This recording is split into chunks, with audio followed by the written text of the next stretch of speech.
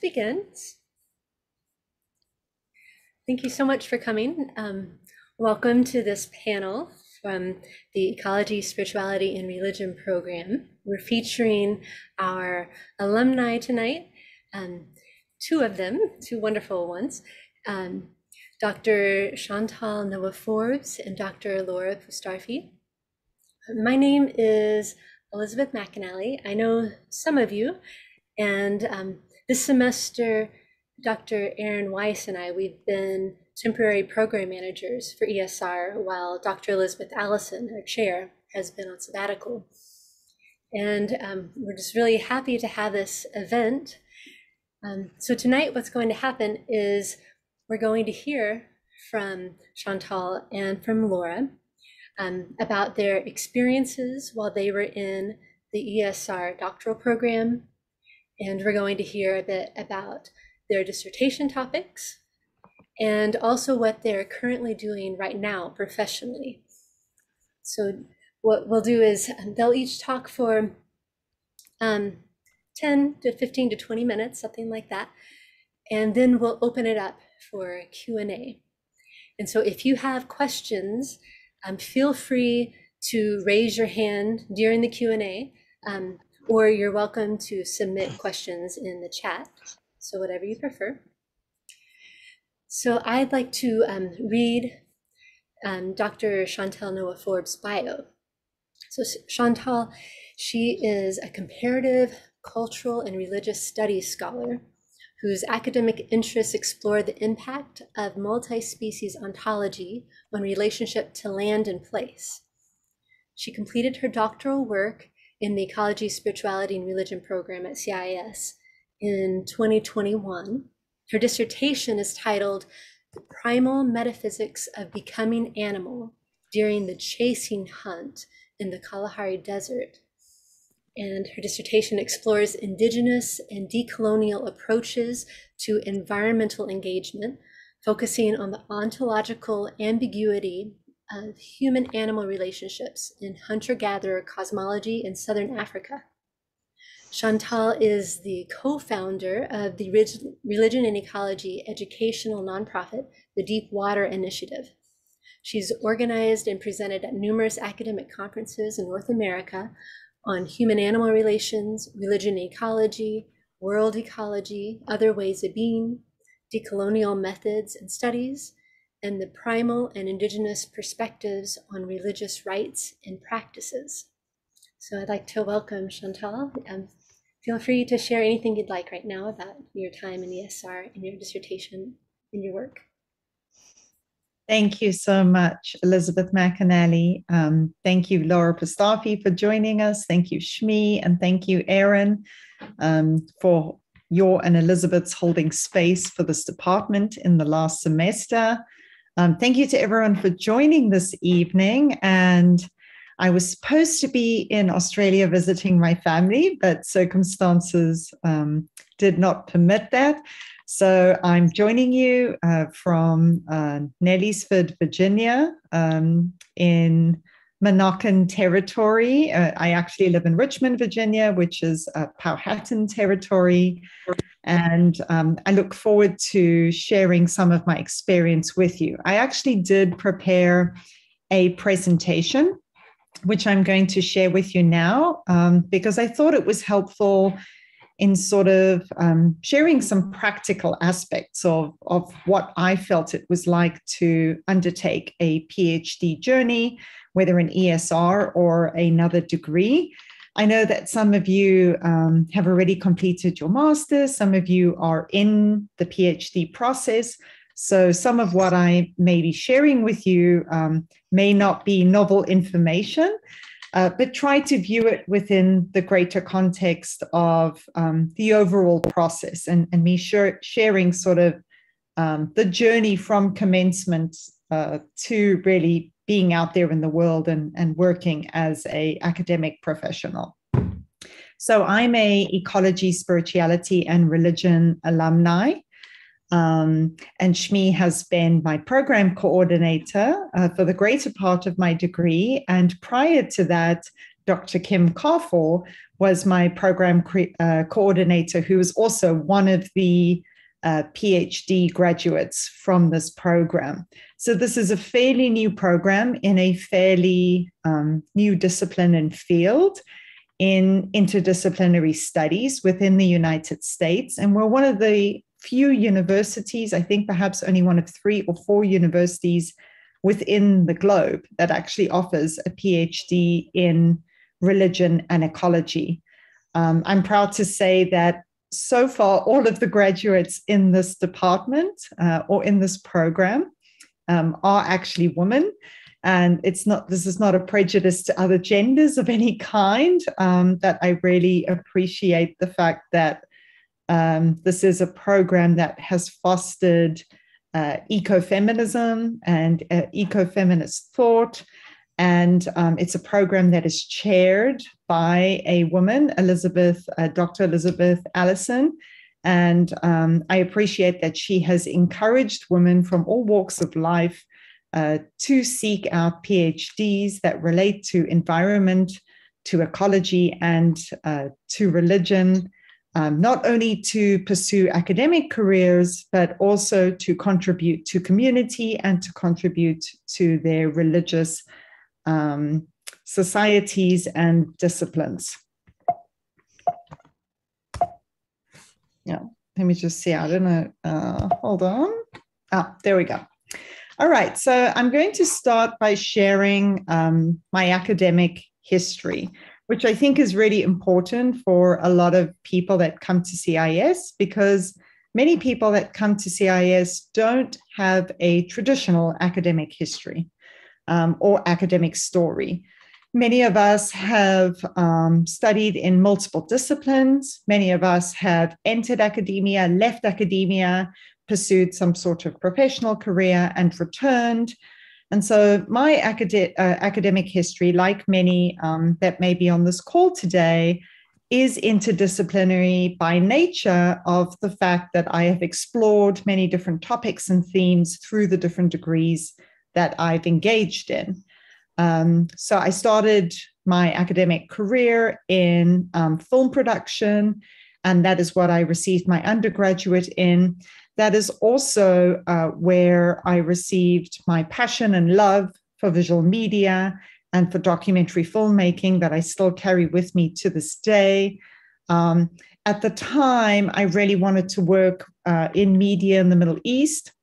And I did a MA degree at Tel Aviv University, and followed by a hiatus from academia where I worked as a communications specialist in various fields and disciplines, and then returned to academia in 2017, really wanting to focus on culture and environment, culture and ecology, having worked as a communications specialist in agriculture, and really questioning what drives our environmental practices, what drives our environmental ethics and morals. And that led me to return to a PhD. And then I completed my PhD in 2021.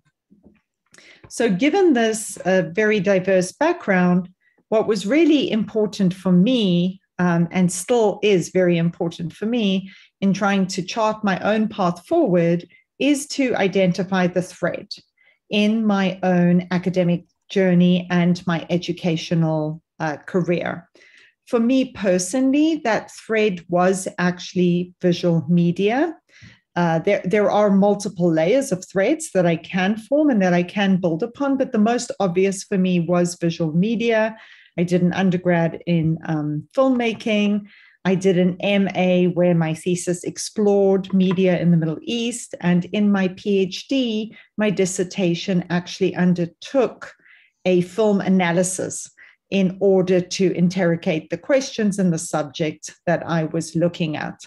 So I identified a number of key theoretical and methodological threads that I have built up through my various degrees, 3 of which are narrative analysis, visual ethnography, and activist storytelling. The next thing that I sort of wanted to mention that was really important for me in this experience is I'm sure that everyone has noticed and noted by now, and this is probably one of the reasons why people have come to CIS, is that this is not only an interdisciplinary environment where each department in and of itself holds multiple fields of disciplines together, but it's also a multidisciplinary school where within the School of Consciousness and Transformation, we as scholars and students have the ability to cross disciplines through the different coursework that we are allowed to take in different departments. And this was a really important component for me in trying to design my own experience. So when I look at courses like Nature and Eros, Cosmological Powers, Animal Ethics, Social Research Methods, Other Ways of Knowing, History of the Western Mind, and Ecology in a Time of Planetary Crisis, those courses were taken over 4 different departments, and each of those courses formed a very key theoretical base for my dissertation exploration. And this was part of why I came all the way from South Africa to America to participate in an educational experience in CIS, is because it was a university environment that allowed me to do that, to engage, for example, in social research methods whilst I was taking a degree in philosophy of religion, or to engage, for example, in the subject of animal ethics from a department of women's spirituality, whilst again, I was taking a degree in philosophy of religion. So departments for me also really counted. And what I wanted to mention is that there are a few departments which are more established within CIS, and philosophy, cosmology, and consciousness is one of those departments. And then there are a number of departments that are more newly established, and ecology, spirituality, and religion, which is technically a graduate program, not necessarily a department, they don't necessarily have as great a repertoire of courses or faculty as a standalone by themselves as, say, for example, anthropology and social change does, or philosophy, cosmology, and consciousness does. So when one is undertaking a degree with a concentration in ecology, spirituality, and religion, I found that it was really important to contemplate and to meditate on what one's sister departments were, or let's say alliance departments were, that could provide one with support tools or support subjects and support methodologies that would really help enhance your ability to carry out your dissertation research. Naturally, ESR is quite aligned and integrated with PCC. And given that I took a lot of courses with PCC, however, having said that, I would not have come to the topic that I came to or engaged in the methods that I did without the courses that I took through anthropology and social change. And today I'm actually teaching in a department of anthropology, given the subject of my dissertation, and the fact that that was very anthropological, and the fact that I gained some of those skills through the Department of Anthropology and Social Change. My dissertation also deals a lot with animal ethics, and I would not have gained that information without my engagement with women's spirituality. Another department that I did not take courses in, but as an alumni, I have felt that this department is a great ally to me, is the Department of East-West Psychology, that is very quickly developing a lot of courses focused on eco-psychology, and an ecological awareness and psychological approaches through environmental engagement, And so I think this is another department that students taking PhDs in ESR can closely align with to develop very specific skills for your dissertation research and your dissertation work. So what emerged for me from my engagement with these departments and my engagement with this coursework? Some people really come to CIS with an idea of what they would like to study. Many of us come to CIS with the conviction that we really need to engage in academic theory, practice, and philosophy in order to transform ourselves, to engage in the world in a different way, but we don't really have a clear idea of what our dissertation is going to be about when we first undertake our degree. And I sort of fit into that category. I really thought that given my corporate background and developmental background in agriculture, I really thought that my dissertation would be focused on that. And as I took various courses, particularly courses with the Department of Anthropology and Social Change and with Dr. Brian Swim, I became more and more fascinated with the role of ontological ambiguity and how the physical, somatic, and metaphysical idea of ontological ambiguity, how that really informed the evolution over time of human-animal relations, and what implications that might have on the formation of a new environmental ethic in our modern time.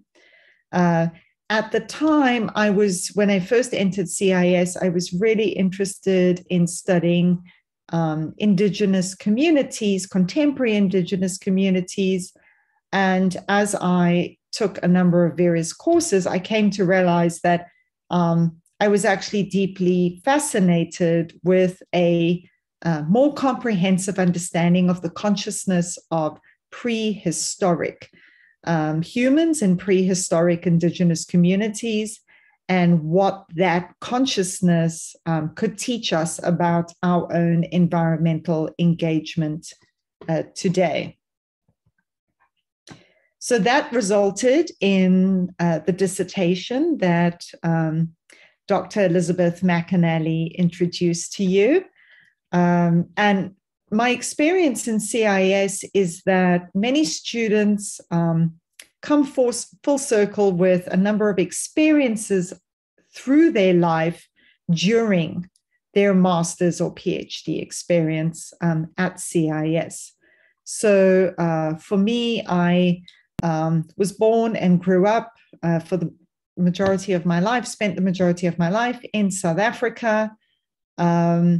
And I had a deep fascination with the cultural significance of the San Bushmen within my own cultural context, which until recently was an Indigenous population that was largely ignored by both the old and the new South African governments.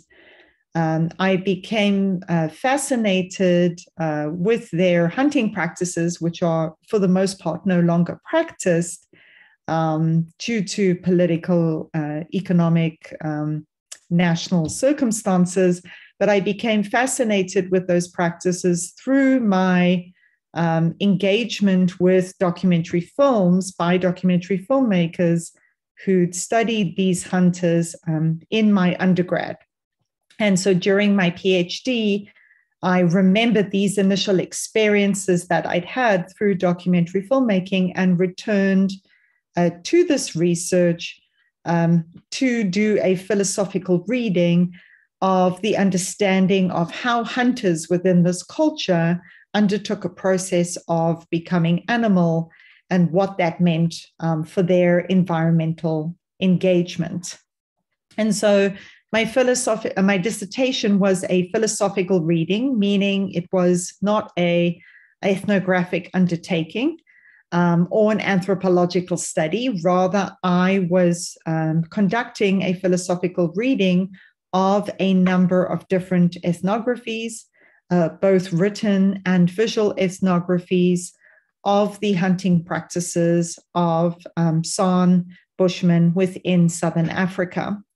And what I wanted to do that I believed was novel in comparison to what had been studied before, and what I believed was novel to CIS's approach and ESR's approach, was to explore how the cosmologies and epistemologies of the San Bushmen reinforced their practice of ontological ambiguity that allowed them to have a certain type of ambiguous experience of being animal or becoming animal through what is known as a chasing hunt.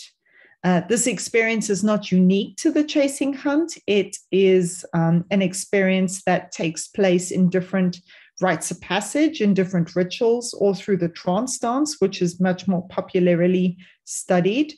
But I wanted to study this within a context of something that had not been studied from a philosophical or metaphysical perspective. I also wanted to look at the ritualized aspects of the chasing hunt and to frame these within the context of religion and ecology, and within the context of a philosophical, theological debate.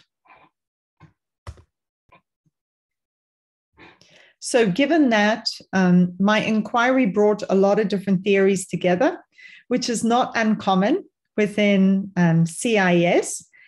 And herein lies the initial benefit of our institution, but also the start of your ongoing challenge within academia.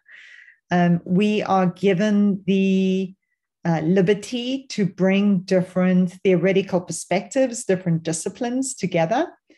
But that oftentimes makes it really challenging for the more traditional academic world to place you post-dissertation research.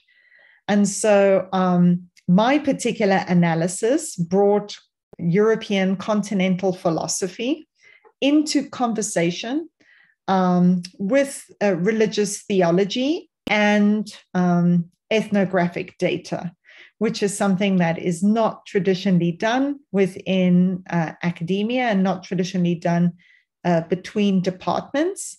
Having said that, I did find open and willing dissertation committee members to support this dissertation research. And so this was another point that I really wanted to mention that I think a lot of students battle with and are challenged by is the dissertation committee formation process. And I think it's a really, really important process to supporting your overall experience within the dissertation process. So my committee consisted of one ESR committee member, one PCC committee member, and then an external committee member who was an expert in my particular field of study. I chose these committee members for very different reasons, which I've listed here on this presentation, which may not be the reasons why you choose these committee members if you do for a dissertation. For example, it was very valuable for me to have Dr. Elizabeth Allison on my committee for the fact that she was a chair and a female within the department. This was one of the reasons why I joined this department. It was one of the reasons why I joined the school is I wanted to join a department where there was female leadership, having been in the corporate environment where I had lacked any form of female leadership in my own development or mentorship. The other reason is that Dr. Allison is a cultural environmental scientist who really understands both ends of the arena of environmental studies, both the cultural and scientific arena of environmental studies. And I think that provides her with a lot of perspective within the field of religion and ecology. She's also a leader within the field of religion and ecology, and one of the only chairs to lead a PhD program in the world in this field. Dr. Jacob Sherman was the next person that I wanted to be part of my committee, not only because he is an amazing lecturer and scholar, and also the chair of PCC, but more specifically because his research intersects theology and philosophy, which is something that is quite challenging in traditional academic settings and quite challenging to guide a PhD student through, who's trying to conduct a dissertation that crosses those boundaries, because philosophy is not always very forgiving or kind to theology. And so one really needs to understand how to pair or intersect these two things.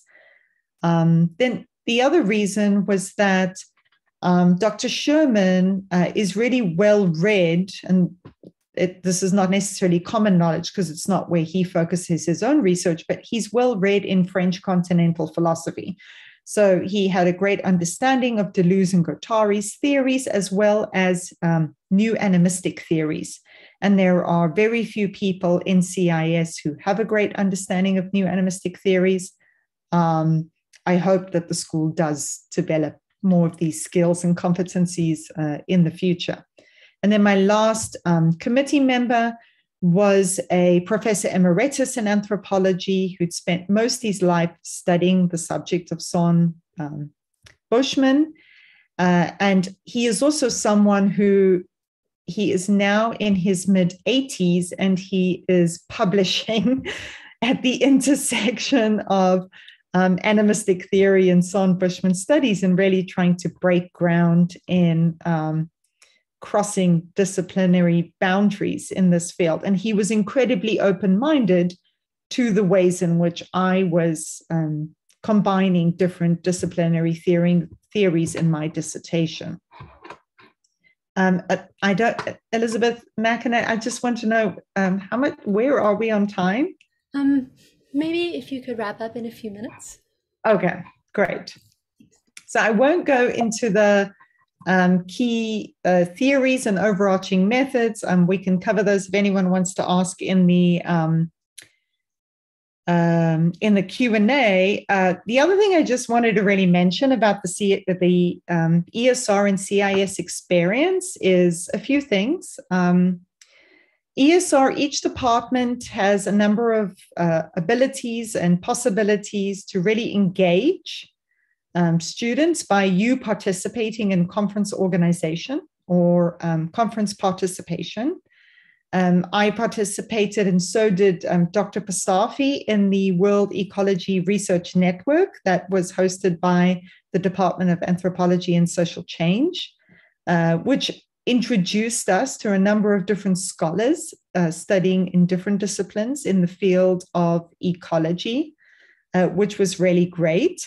Both of us have also participated for a number of years in ESR's sort of independent conference that it hosts every year. It's a one-day summit that it hosts on religion and ecology. And each year, its theme is unique in tackling different subjects that religion and ecology is trying to investigate across the globe and within the United States. And then I also wanted to mention that CIS is really open to you bringing your own initiatives to the table. My husband and I established a nonprofit whilst we were studying at CIS, and we hosted a number of film screenings during that time and a number of panels exploring the field of religion and ecology, as well as working with Student Union and the Center for Writing and Scholarship in looking at different ways of conducting research within the CIS community. So I think it's really important as a CIS student and PhD candidate to engage beyond your own dissertation research that provides you with further skills to participate in the world. And I'll ignore all of these. Engaging in other conferences is what I also encourage you to do, being part of, say, for example, the American Academy of Religion or other associations. But I just wanted to come to these last two slides, which is post-PhD. I do want to be quite honest to say that post-COVID is not simple. Actually, post the 2017 elections has not been simple within the US academic environment.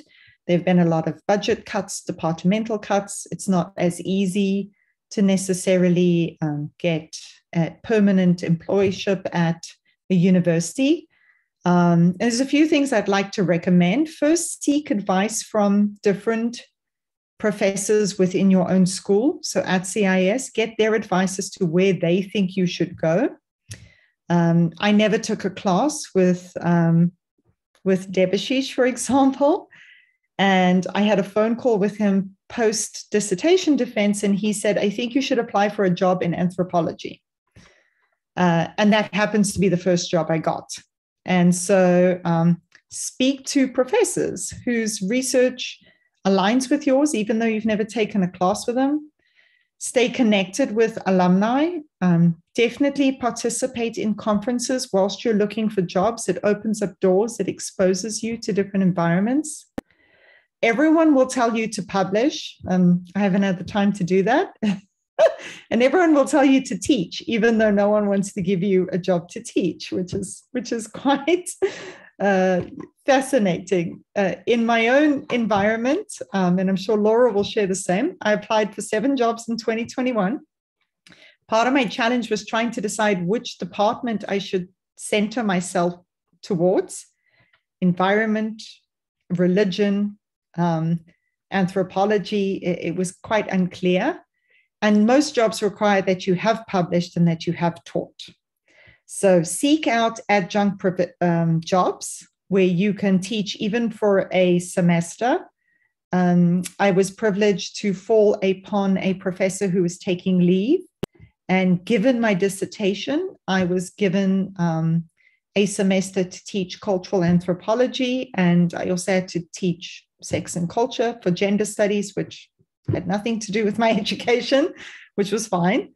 And now I've been given 1 more semester to teach anthropology of religion and cultural anthropology. And that hopefully will give me some teaching experience to apply for further jobs. So I'll wrap it up there. But yeah, those were just some of the small tips for advice in terms of looking forward.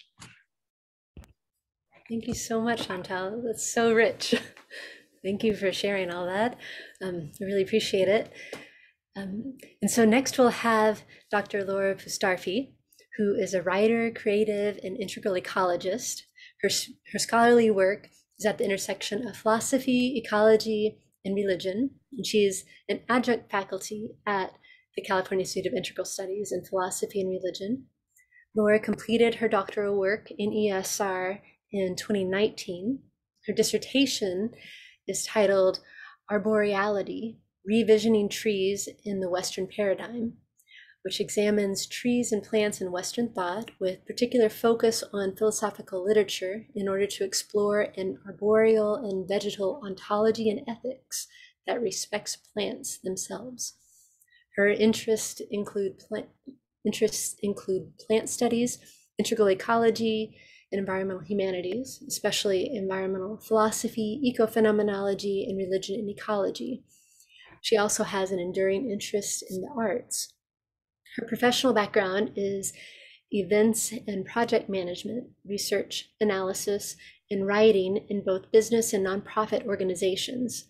She currently works as the Associate Director for the Psychedelic Assisted Therapies and Research Certificate Program at CIS, where she's responsible for the administration of the certificate program, training mental health professionals in the field of psychedelic assisted psychotherapy. Thank you, Laura, for joining us. Thank you. The ecology, spirituality, and religion program was such a transformative experience for me. I want to share a little bit about my journey to and through the program and a little bit about where I am now. So I actually started during the master's program at the Philosophy, Cosmology, and Consciousness program. So I won't speak in depth about that, but I'll talk a little bit later more about the differences between the Philosophy, Cosmology, and Consciousness program and the Ecology, Spirituality, and Religion program at CIIS. But during my master's, I focused on many things and was opened up to ecology and ethical considerations and focused on nature towards the end of the program. But I didn't feel finished. I didn't feel like I was done with my studies. I took a year off to work and consider my own interests, what I wanted to keep doing. And then I applied to the Ecology, Spirituality, and Religion program for the Ph.D. I feel very lucky that I had a very clear idea about what I wanted to do for my dissertation. I knew after the master's that I wanted to study ecology and culture, mythology, religion. I knew that I wanted to study social issues, but I didn't know how all of those might connect. And in that liminal space, kind of waking up from dream state one night, I had the insight, oh, what if I studied trees? That would allow me to look at all of these various aspects of a topic that within a concrete framework. So I came in with the clear idea wanting to study trees and forests from a philosophical or humanities perspective. And because of that, I was able to very carefully select my classes and write my papers towards my topic, which was very, very helpful for me. I highly recommend that, especially for the PhD, where the master's should be a little bit more of an exploratory experience, seeing what is really of interest and what you might want to continue to study. The PhD should be a bit more focused. And Chantal, I really appreciated you bringing in the other perspective as well.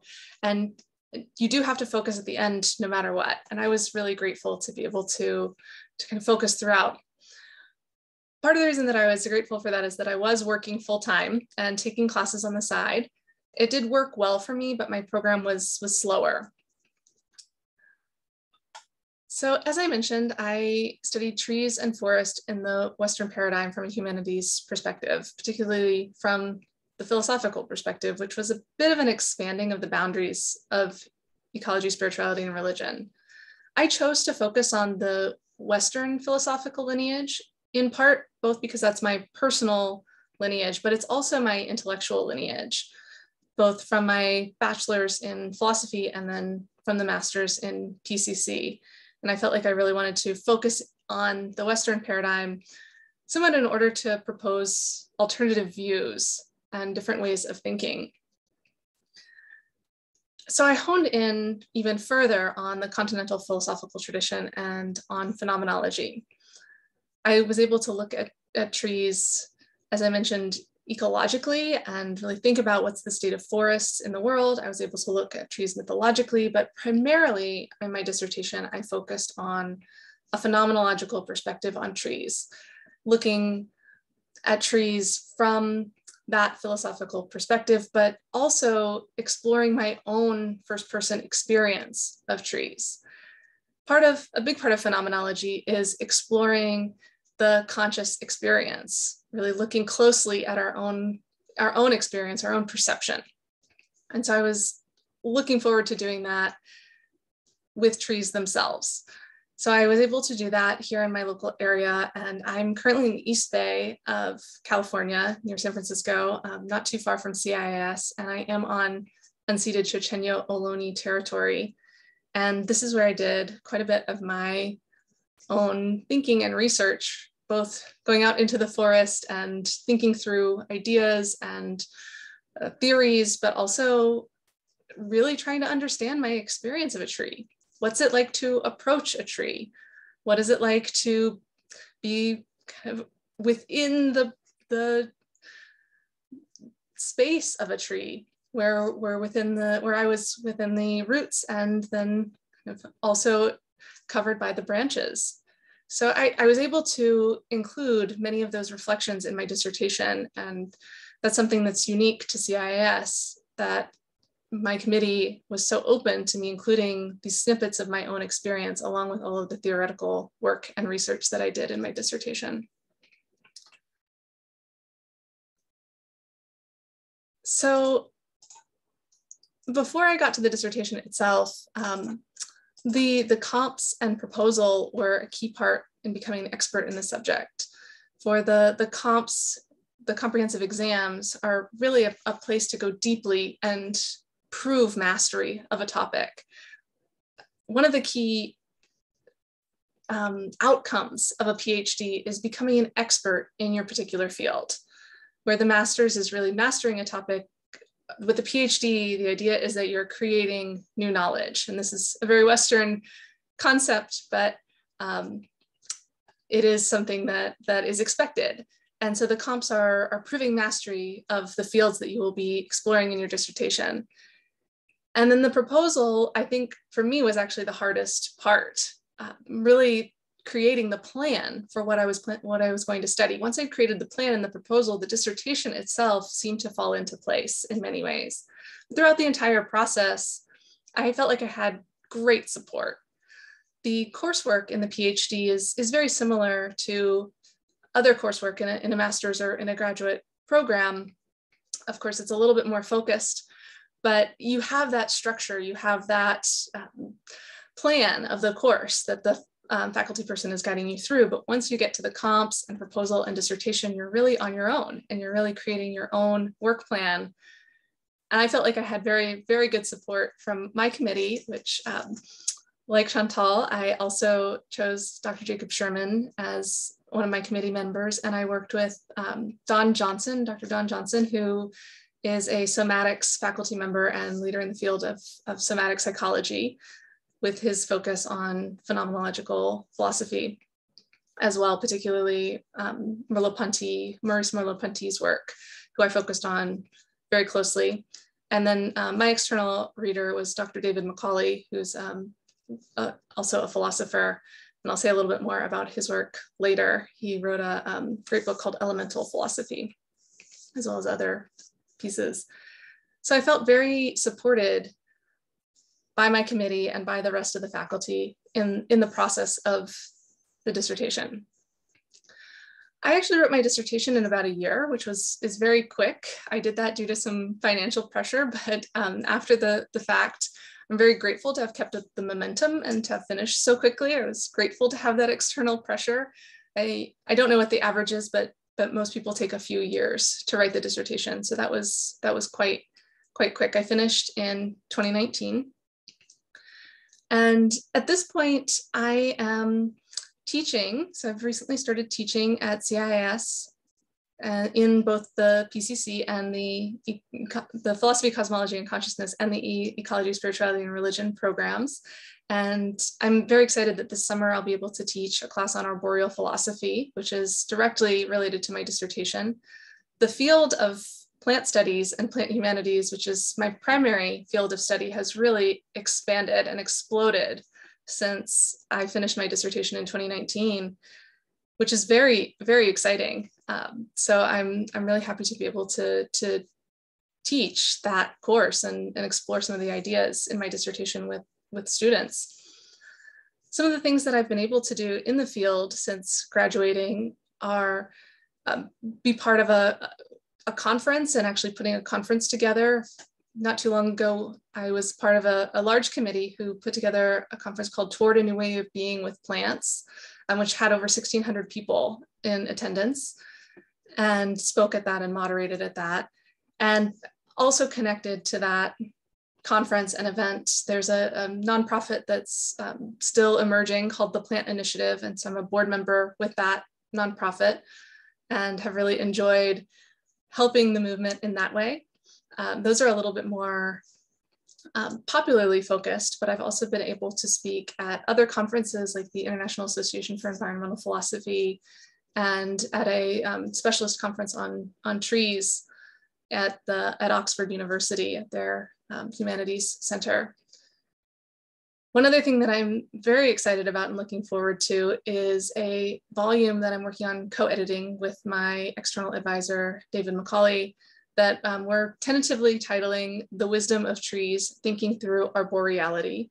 And we already have about 15 essays from both senior and emerging scholars, and hopefully that'll come out in the next year or two. So I'm putting together all of the resources for my class and realizing there really aren't books on trees and philosophy. So I'm really excited that that volume will be coming out and fill in that space. My contribution to that essay is, my contribution to that volume will be looking at arboreal ontologies and thinking through the kind of core piece of my dissertation, looking at trees as agential and intelligent and relational beings, and looking at some of the science in the field of plant signaling and behavior, as well as some of the philosophy that's come before, looking at things like plant personhood, and also working on another paper on place-based rights for trees, working with the phenomenological research of Ed Casey on place. So those are some kind of new directions in my own research, and just have been very impressed and excited with all of the new work coming out in plant studies and plant philosophy in recent years. I wanted to just share a little bit of advice or thoughts if you're thinking about the program, or if you're a current student in the program. Particularly with ESR, I think there's a lot of openness to following the threads that interest you. And it's exciting to be on the edge of a new field, which religion and ecology is also a fairly emergent field. However, it's also more difficult to find people who are thinking along the same lines and really get support. So CIS has that support, and you can really grow and thrive with CIS in terms of finding people who will be excited for these inter and transdisciplinary topics and different ways of thinking, even if that doesn't necessarily translate as well outside of CIS. I've found outside of CIS to be much more disciplinary and focused on a particular tradition, way of thinking. However, there are many ways to use what you learn in ESR because it is so transdisciplinary. I didn't necessarily think that I would be going into an academic field when I finished, and then was really interested in that after I did finish. I thought that I would be moving more towards nonprofit management, which I'm also doing. So as Elizabeth mentioned, I'm the associate director with the Center for Psychedelic Therapies and Research. And I feel like there are some pieces of the ESR program that come into that. I feel like you could use it in different aspects and arenas of any kind of career that you wanted to bring forward. One other thing that I thought, just in terms of new directions in some of these fields, like religion and ecology, or eco-philosophy, or environmental humanities, even plant studies, I'm really excited to see more decolonial attitudes coming forward in the research that's coming up, and multiple perspectives in both research and citations throughout the literature and research. I think another exciting new direction is how to work more directly with non-human beings, and how to incorporate that experience, the human experience of non-human beings, in the work itself. And then also, one of the things that I've found to be really helpful and useful and exciting are the scholarly interactions in the public sphere. So how can the theoretical work that we're doing kind of in the armchair or at the writing desk have concrete impacts in ecology, because the need is so urgent with climate change, deforestation, so many ecological and social and spiritual crises happening all at once right now. How can our work really have a concrete impact? And then just to mention briefly that I think that that's one area where ecology, spirituality, and religion does differ from philosophy, cosmology, and consciousness. Both have this very global and cosmological and connected focus, but ESR has a little bit more of the activist stance. How can we really implement this in the world in ways that concretely make change now? And I think that's a great aspect that ESR brings to the table in terms of ways to really apply the work that we're doing theoretically into ecology right now. So I'll leave it there to leave some time for questions, and I'll pass back to you, Elizabeth. Thanks. Thank you, Laura. It's excellent. We have maybe 6, 7, 8 minutes. Does anybody have any questions that you'd like our panelists to answer right now? Feel free to raise your hand or speak up.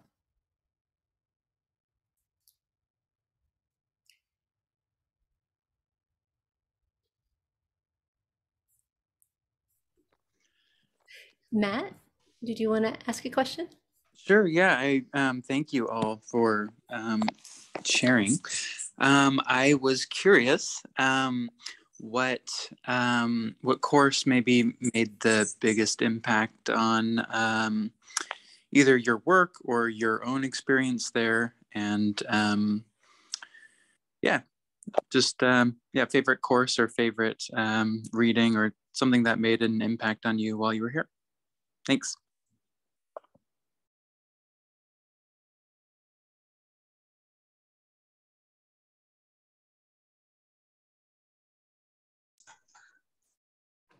Do you want to go ahead, Chantal, or should I? Go ahead, Laura.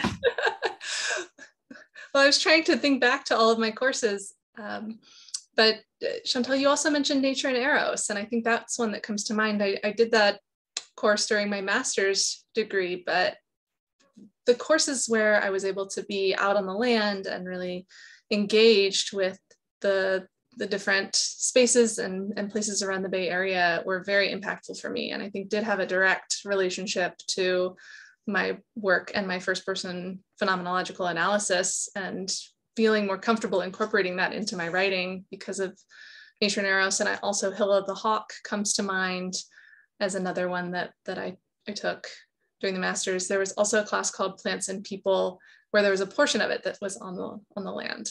So those come to mind. Yeah, I really related to all of those courses. Nature and Eros was really a fun, like a foundational part of my experience at CIS. It was my first semester, which wasn't usually the case. It wasn't usually a course taken in one's first semester. But I have to say that cosmological powers really changed a lot for me, going through the powers of transformation and transmutation, and Alexis was there in that course with me. It really got me thinking about shapeshifting and ontological ambiguity in a different way. So that course segmented my dissertation topic. And then Targul Mesbah's Other Ways of Knowing, where she really explores many different anthropological theories on the ontological turn, new animism, and multispecies ethnography. So those were, for me, like really foundational. Wonderful. Does anybody else have a question?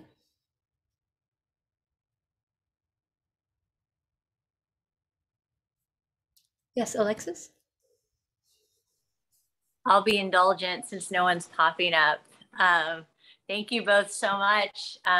We are also in Nature and Eros together, Chantal.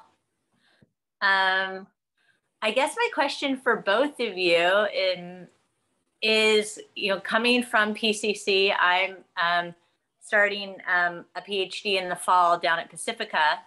And my curiosity coming from the ESR is like really wanting to, broad strokes of like a land-based ecological approach to psychology, just because of the many things that you have both brought up, like more of a decolonial perspective as well as a land-based perspective. And again, with the mention of Nature and Eros, just my studying with Bill Plotkin for the last 5 years. and the work of animists. And so I'm curious, in the spirit of this, cross-disciplinarity, like what, from your perspectives of from where you're both situated in your expertise, how you see the intersection of psychology with what is needed today. I know that's a big question, but I figured I'd indulge. So I'd love to hear what both of you have to say. I'm happy to start again. So my full-time work since finishing the program has been in a psychology program. I think it's very important, and the connection with the land, it has been shown in many studies. There are many studies showing that, for example, the forest or being outdoors helps with so many things, human well-being and health. And there's an amazing study from several decades ago where having green outside the window of a hospital helps people recover more quickly. So there's a lot of work happening in that area, and I think it's very important. I also wanted to say, when you were sharing your question, I think it's something that you kind of have to push for a bit. Even at CIS, it wasn't necessarily obvious or something that I was encouraged to do. I was kind of bringing that land-based piece to the table. So I would just encourage you to keep following that and do it, and find the people who are wanting that to happen in your studies. Yeah, I would add, I hope and I think you may also be able to study with Craig at Pacifica. I think that the new philosophical perspective that he is bringing to the world of scholarship with terra psychology is something that I would encourage you to explore. Really trying to understand the psychology of the land for its own sake, outside of our own experience of that land, is, I think, something that is more akin to Indigenous ways of knowing. And I think Craig is presenting a Western mode of being able to engage in this practice, which I think is something really positive for us who are not from Indigenous heritage. And then I think coupling that within the geographical environment that you are in, with spending time with communities that are native, Indigenous or not, to the physical geography of your environment, who are actively engaged in land. I think that is a really important aspect of education that is increasingly lacking with our online programs and our online experiences. And if you have the ability to have that experience in place, that will transform your own understanding of the philosophy in a way that many people are not able to experience in this post-COVID environment. Wonderful, thank you. Does anybody have a final question that you're itching to ask? Something that you'd like before we end?